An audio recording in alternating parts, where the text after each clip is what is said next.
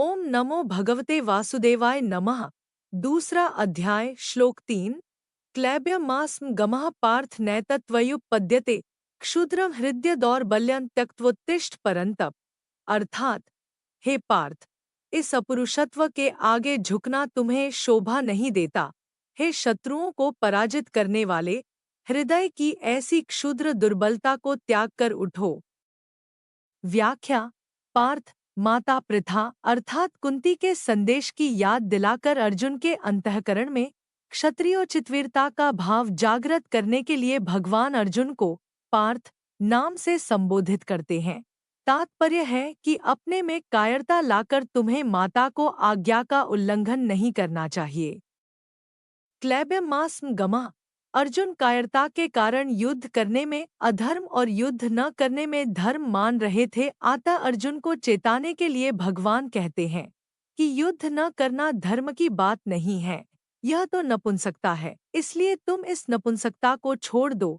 नैतत्वयुपपद्यते, तुम्हारे में यह हिजड़ापन नहीं आना चाहिए था, क्योंकि तुम कुंती जैसी वीर क्षत्राणी माता के पुत्र हो और स्वयं भी शूरवीर हो। तात्पर्य है कि जन्म से और अपनी प्रकृति से भी यह नपुंसकता तुम्हारे में सर्वथा अनुचित है।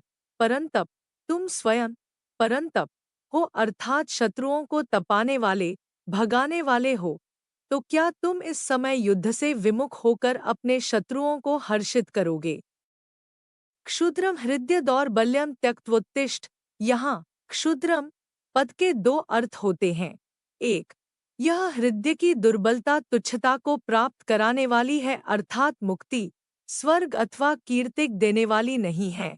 अगर तुम इस तुच्छता का त्याग नहीं करोगे तो स्वयं तुच्छ हो जाओगे।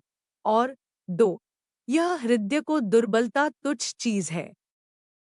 तुम्हारे जैसे शूरवीर के लिए ऐसी तुच्छ चीज का त्याग करना कोई कठिन काम नहीं है।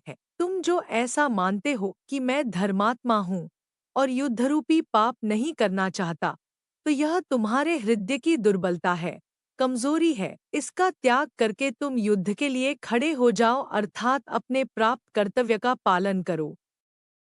यहाँ अर्जुन के सामने युद्धरूप कर्तव्य कर्म है, इसलिए भगवान कहते हैं कि उठो, खड़े हो जाओ और युद्धरूप कर्तव्य का पालन करो। भगवान के मन में अर्जुन के कर्तव्य के विषय में जरा सा भी संदेह नहीं है। वे जानते हैं कि सभी दृष्टियों से अर्जुन के लिए युद्ध करना ही कर्तव्य है। अतः अर्जुन की थोथी युक्तियों की परवाह न करके उनको अपने कर्तव्य का पालन करने के लिए चट आज्ञा देते हैं कि पूरी तैयारी के साथ युद्ध करने के लिए खड़े हो जाओ।